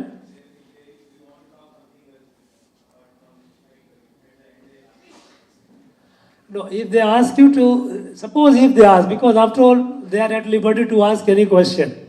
They will say, if I say night, what do you say? The choice is here. They can ask any question. If they ask you to rate, I say it's wonderful, sir. I mean, it's a privilege to such senior people. I mean, how often do we get opportunity to see so highly placed people like you people? So it's I feel fortunate to be here. And with that, when somebody says, if you like, if to I have something more, if they ask you, that means they are pulling your leg. That's all. If they are pulling your leg, then you politely say, sir, I am here, I'm just a student. I like to, because any word of wisdom coming from you is something good for me. I think this kind of question, you just smile. You don't have to respond even. If they ask you that, do you like to, if you like to say anything, please. If such a question is asked, then they are pulling your leg. You just give a smile. I say, sir, I am here to be interviewed, sir. So I mean, you are the one who have to ask the question. Maybe one day when I get selected, with your grace, I get selected. I sit on the board, I will also ask questions. But today, it's simply, I am here to be interviewed. Yeah. What should be our stand on Sabarimala issue? Pardon? What should be our stand on Sabarimala issue? Look, Sabarimala issue is one, you have to strike a balance. One is a Supreme Court position. Second is a culture and tradition. Similar thing happened in Jallikattu. Jallikattu, there was a massive outrage. So the government of India came with an ordinance nullifying the Supreme Court order. In Sabarimala case, government has not done that. But nevertheless, it is a cultural issue. You say, sir, I think when it comes to the issue of culture and tradition,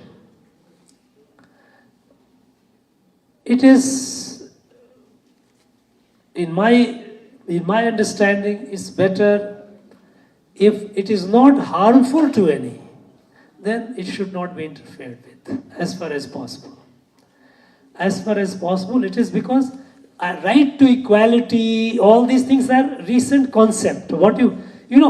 This country or society does not live by constitution. Constitution is a regulatory body. Society lives by its own norms, its own sense of right and wrong, its own tradition, its own values. If those traditions and values are being questioned on constitutional principles, if it is harmful to some, yes. Like somebody says that no, child marriage, it will be there. We know that it is harmful to the child. Child is not of an age where he or she can take a decision. Why are you forcing? No, it must be, if it's a system, it has to be stopped. But going to a place of worship, where for long time people have been going, certain set of people have not been going, to say that right of equality applies and it should be allowed, I think, sir, this is affecting the sentiment. It is those who are devotees. Temple is a place for devotee. A devotee of Ayyappa will go by what has been the injunction. An activist will say, no, I will go. A temple is not a place for activists. At the same time, suppose if there is a temple where suppose Dalits are not allowed. No, this is not acceptable. Because this God is not only of one caste. The God is of all.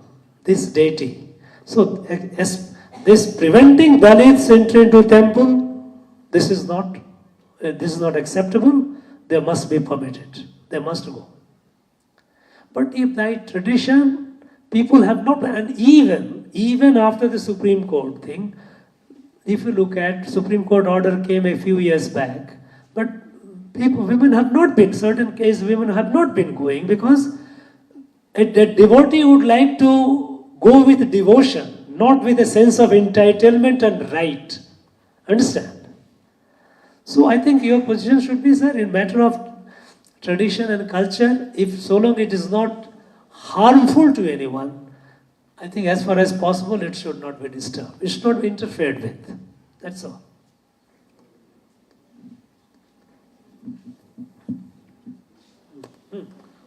There is something, one behind.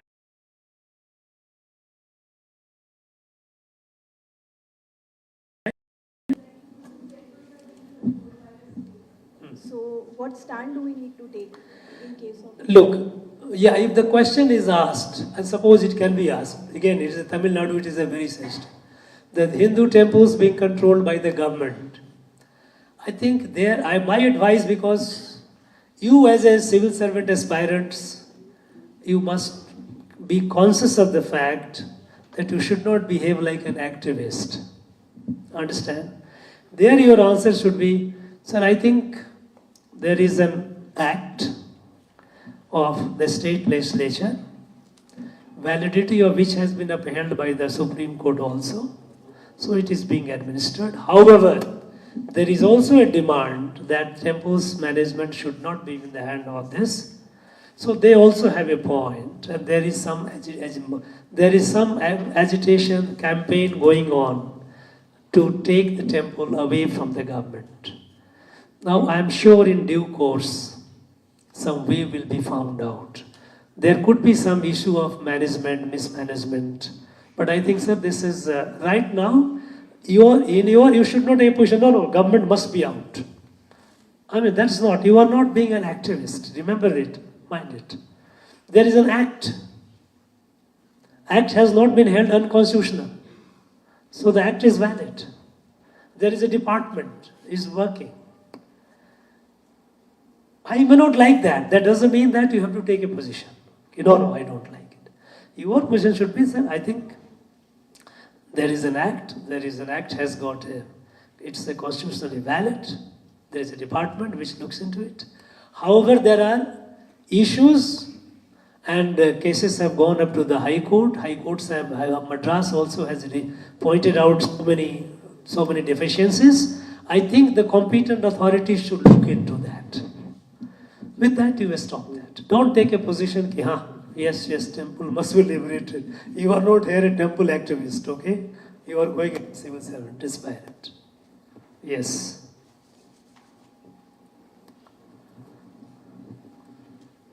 I think, again.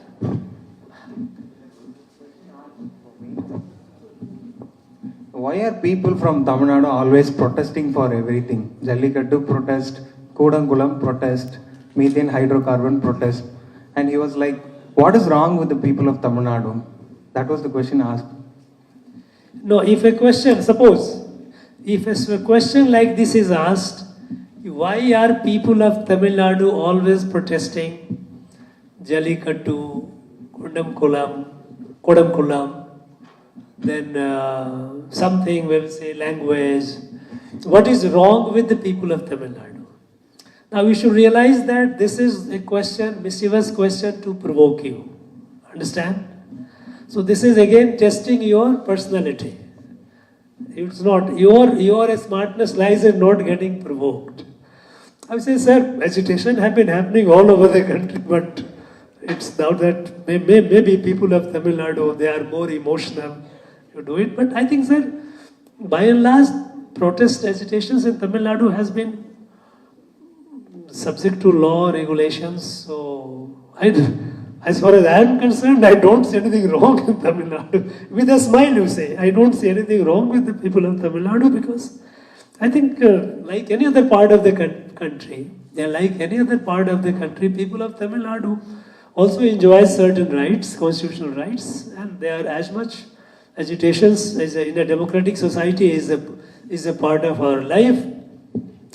Now, a question like this, it can be a trap, it can be tricky.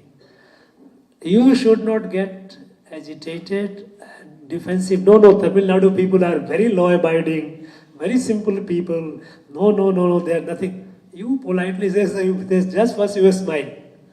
First you smile and say that I think agitations is a part of democratic life and everywhere it has been going on and people of Tamil Nadu also. But I think by and large, maybe if cases of violent strikes have happened, agitations happens all over the country. Some places, by and large, agitations are within the ambits of law. And I don't think anything wrong with the people of Tamil Nadu. To me, it doesn't look anything wrong. Put it this way. To me, it doesn't look anything. Then your answer should be, sir, I don't think, sir, you should, because I don't think I see anything wrong with the people of Tamil Nadu, because people of Tamil Nadu agitate like anywhere people agitate. Anywhere people, I mean, you don't have to start giving the counter that, look, there are a lot of agitation, farmer agitation, jet agitation, khap agitation, all kind of agitation are going on all over the country. You don't have to get into just with a smile, because you should realize that this is a question to provoke you, to make you, no, to expose the real you within you. That, okay, as a Tamil, you will feel bad about it. This man is saying, what is wrong with Tamil Nadu? What is this? Don't get into that trap. You just smile as, I don't think there anything, to me it doesn't appear anything wrong. People agitate anywhere.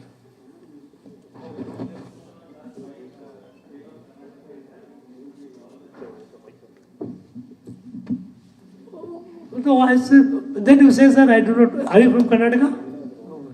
You know, you say that first and foremost you should again smile. You don't get that Karnataka is always right and all this. What kind of positions you don't take. Because these questions are not meant to test, these are meant to test your personality. You remember it. You don't have to get into, sir, these are the issues with Maharashtra, this is the issue with Kerala, this is the issue with Tamil Nadu. You start factually counting and trying to, these questions are meant essentially to provoke you and see your real self. You just smile. I said, sir, many states I have got with other states. I'm sure, sir, this will be find out. There's Karnataka. I don't see anything wrong with the people of Karnataka, but problems happens in any living society. It's part of it. Politely, you just, with a smile, play it down. Play it down. Don't get into responding to this question with details. If you start responding with details, you are trapped. Don't get into it. You want to ask? Yeah, come on.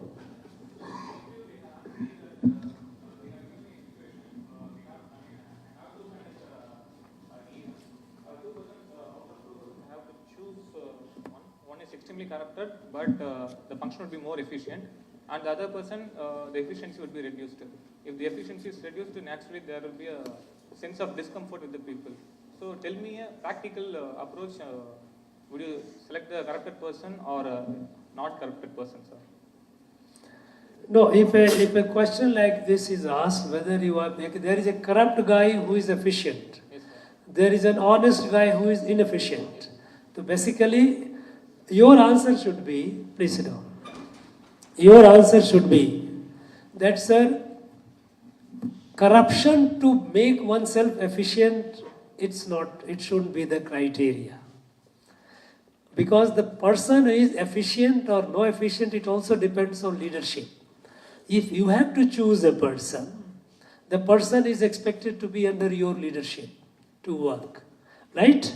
You can make a person efficient by proper guidance. But if a person is corrupt, then corrupt means you are compromising the value, basic value. So your response should be, my advice should be, that, sir, a corruption-driven efficiency is not acceptable. A less efficient person who is honest, I can make the person more efficient. It depends on the leadership, and I will try to make him more efficient. But certainly, if somebody who comes with a corrupt background, and I knowing fully well that this man is a corrupt, and that is why I keep him in my system, I will only encourage corruption. A corruption-driven efficiency is not acceptable.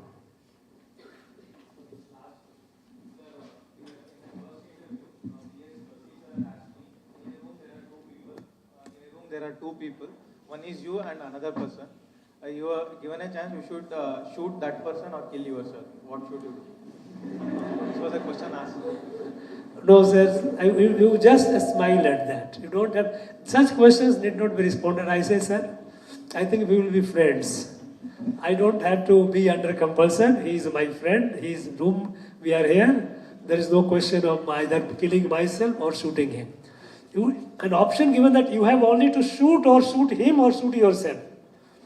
You don't have to accept that term. You say, no, I don't accept it, sir. We will be friends. We will be dear friends for life. No, these are essentially the questions which are essential to put you. It is also to bend out, whether you are thinking only in terms of the limitations given to you, or you also think something more. Now tell me question. Question is put to you, real life. Will you do that? You will not do that. So why should I? You must take it into the real life perspective. Okay?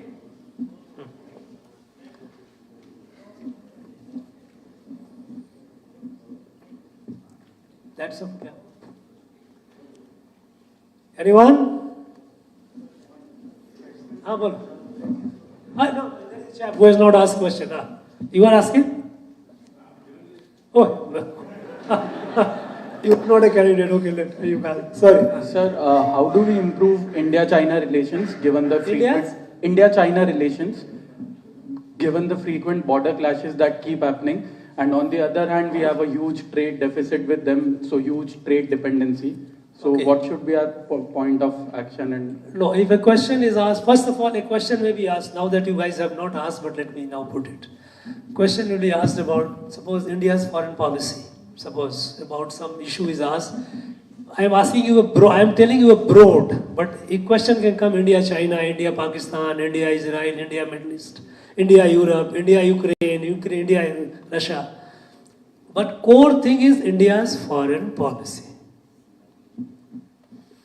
Now, India's foreign policy is based on India's national interest and India's national values. Earlier there used to be principle of, let's say, non-alignment. We are not aligned, we are not. These were externally conceived ideas. Our foreign policy today, after this government has come, this Prime Minister has come, is our national interest, our national values. If anything that harms the national interest is not acceptable to us. If anything that serves our national interest, it is acceptable to us. And at the same time, it's our national values. National values are no Constitution of India. Constitution is a document. National values, if you put it succinctly, what is your national values? Vasudhaiva Kutumbakam. We treat the world as a family. That is why even in the pandemic, when the rich countries, when they made the vaccine, they started pricing up the vaccine. We gave free vaccine to more than 150 countries. We had our own needs, but we shared. Because we believe in sharing and the grief of others. This is our national value. Pandemic is an example. So national interest and national values. So when it comes to China, China tries to occupy our land, no compromise. Because it is a zero tolerance to loss of territory. We don't. And that is why we see the tensions on the border. LSE, it happens. And it will continue happening for some more years to come. Some kind of armed coexistence will be there, but you cannot avoid, you cannot escape it. Because all these years we tried to maintain friendly relations, ignoring China's belligerence, but China, it kept encouraging Chinese. Now our policy is we will not lose. We are not. So our foreign policy is based on national interest, India's national interest and India's national value. Now that has reflected even in our Middle East relation.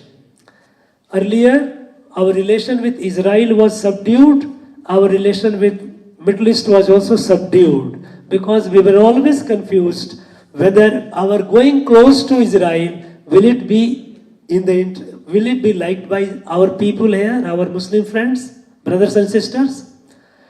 Unnecessary thought. If we have oil from oil from Middle East, we have to get oil. We have got about 7 million Indian diaspora, they are living in Middle East, working in Middle East. They contribute such a large number of foreign exchange. We have interest in the Middle East. At the same time, we have interest with Israel. So we decoupled the two. Our relation with the Middle East is not linked with the relation with Israel. It is India's national interest. And so we have, as a result, we have the best of relations with the Middle East today. And we have the best of relation with Israel. Before this Prime Minister, no Prime Minister visited Israel thinking that if you go to Israel, the Palestine will issue until this Palestine has come, then we cannot. He says no, the two are separate. While we respect the two-state theory that Palestine has a right to exist and there must be a separate state for Palestine, but we are close to Israel in our relation, our national interest. When it comes to US, we have relations, but we don't follow everything they do. There are many areas. The US did not want us to buy oil from Russia. We say no, we will buy. It is our national interest. After all, we have to buy oil, and Russia is giving us oil at a reasonable price. Why don't we buy it? We'll buy it. So our foreign policy are guided by two basic pillars: our national interest and our national values. National values are Vasudhaiva Kutumbakam. We like to treat the family. You will be asked a question or G20 about China. China position is clear. China has been belligerent. Now we have to stand our ground. We are standing our ground. We'll have the country. It is not an either-or situation. While we continue to maintain an economic relation, trade relations, our bilateral trade has increased over the years. It has grown over $100 billion. But that doesn't mean that our border issue is resolved. On the issue of terrorism, China has not been helping India. China has been working against India with Pakistan. So we know we do a relationship, do business with a country based on real issues. On the issue of territorial issues, on the issue of terrorism, on issue of our national interest, we know that China is our adversary and we deal with them. When it comes to the trade relation goes on. It is not that, okay, you are a 100% enemy or 100% friend. There is nothing like that in international relation. In Russia-Ukraine war, many countries, they thought we should take side. We say no. We say violence, war is not an answer. It must be peaceful. We told Russia, we told Ukraine. Both of them, they listened. Today, the world expects India to play a role. When we had to evacuate our people, our nationals in Ukraine, we asked Russia and Ukraine to stop the war. They stopped the war, gave us the window, we evacuated our people. So, our relation is multi-alignment, based on our national interests and national values, not on some hypothetical, idealistic position, no. We based on real life, real situations. So this is where our foreign policy is. Now G20 is another area, question. The G20 is very active. Now, you know the G20 leadership to India has come through rotation. There is a process by which it comes.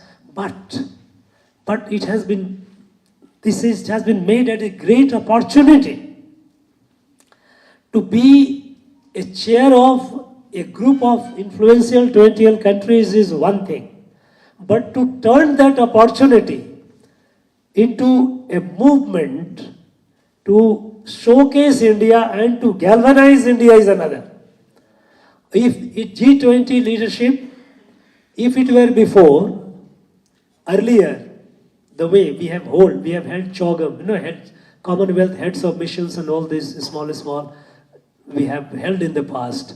It used to be an MEA-driven, External Affairs Ministry-driven affair. There will be conference, summit, come to Delhi, come to Bombay, come to Goa. Now, G20 is being held in all the states of the country. And there is a total involvement. There is a youth, women, entrepreneurs, all segments are associated. So that awareness is being created. That here is, suppose, even in Tamil Nadu, we have 3 venues for G20. Chennai, Mahabalipuram, and Coimbatore. All the places, when the events are held, you will find women entrepreneurs will also be coming on the sidelines and talking to them. They will be telling about how the women of these areas are doing, what great things are being done, good things are being done. Youth will be coming and interacting with them. How aspirational. We will showcase our strength, our art, our culture, our agriculture, our science, technology, all these things. So that when the delegates, they go back to their countries, they go back with an impression of India. Because international reputation, impression of India is, traditionally it has not been good. Reality is different. So now, even G20 has been made into a, what is Prime Minister called it, Jan Andolan, a mass movement. You know, every segment of the society, there's the farmers vertical, where the farmers would be meeting the G20 leaders on the sideline. Look, this is how the farmers are doing in this country, whichever location they do. So there is a fundamental change in the way this international event is being organized in the country. It is not 1 or 2 or 3 or 4 or half a dozen meetings. It is more than 220 meetings will be held all over the country, involving our people, all sections of the people, students, youth, entrepreneurs, women, art, culture, farmers, MSME, all will be coming and participating in this. Now, energizing the country, because we are expecting more than 100,000 delegates coming from all these countries. When they come, in the process, we will also get energized. When all the sections are asked that you are going to interact with G20, okay, Coimbatore, women entrepreneurs, all that they are doing, they will also get active, they will also, consciousness, they become conscious, they will work it. Similarly, other fields, they will meet them, they will come back with we will also get energized. International perception also will change about this country. That look, well, we didn't know about it. Because what do they know about India? They know about India what comes in the newspaper, what comes in the media, on the television, what has been written in the books. But the books written on India are old books essentially, are not necessarily very charitable.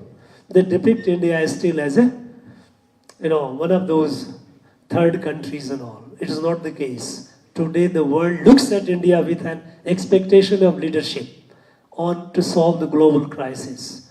Let us say the climate crisis. The whole country looks at India as a model. How the daring steps India has taken to free itself from the fossil fuel energy. We are moving forward. Not only that. Again, as I said, our value system. What is the motto of G20? Vasudhaiva Kutumbakam. This is the motto of one world, one earth, one family, one future.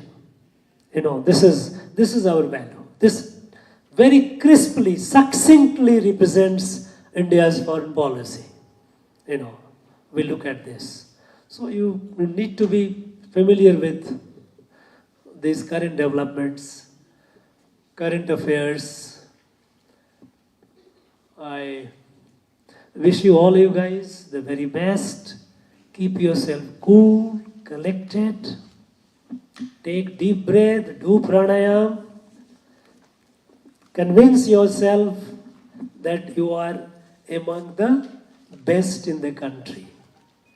You have, after a long process of screening, you have been selected. It is an opportunity, you give your best. don't get, you will get, wet arms and cold feet. Develop that. Convince yourself, and remember that the person sitting across the table is also a lesser mortal, is not someone who is coming from some other planet. I'm sure many of you will make it, and by any chance, some of you, if you don't get disheartened, try again. We are not talking about any failure today. There is no question of talking about it. Meet this board with a confidence, not arrogance. Arrogance is body language.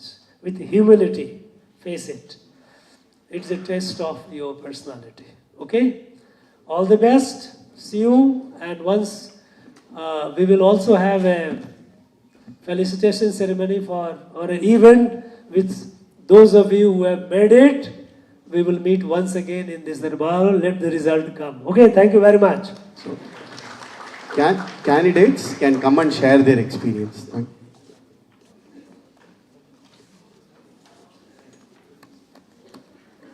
Candidates, those who want to share their experience of this meet can share.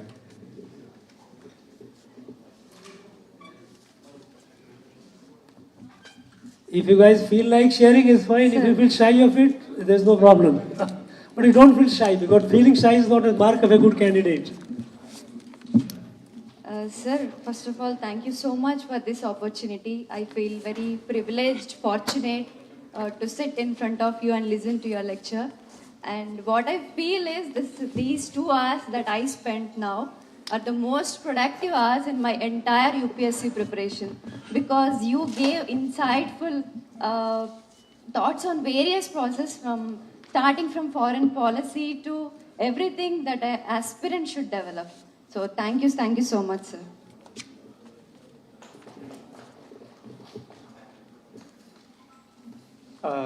Sir, thank you so much for this opportunity. It's a privilege to be here.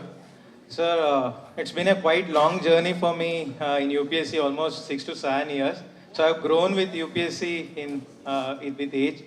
So sir, in my earlier interviews, whenever I used to go to the institute, they used to say, smile a lot, wear suit and answer like this.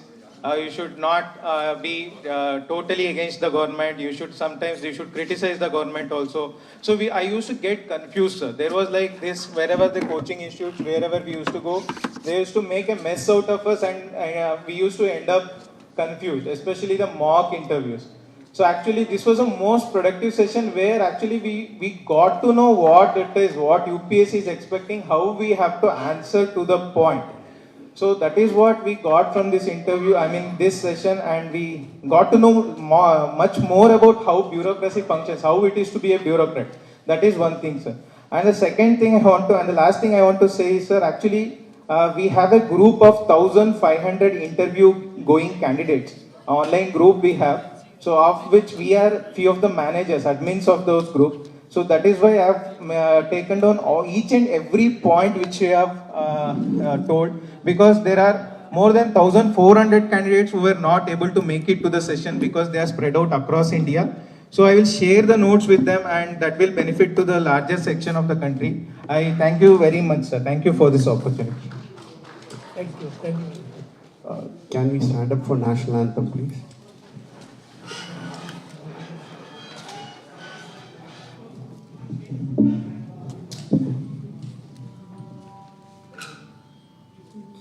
जनगण मन अधिनायक जय हे भारत भाग्य विधाता पंजाब सिंध गुजरात मराठा द्राविड उत्कल बंगा विंध्य हिमाचल यमुना गंगा उच्चल जलधि तरंगा तब शुभ नामे जागे तब शुभ आशीष मागे गाहे तब जय गाथा जनगण मंगलदायक जय हे भारत भाग्य विधाता जय हे जय हे जय हे जय जय जय जय हे. Candidates get seated.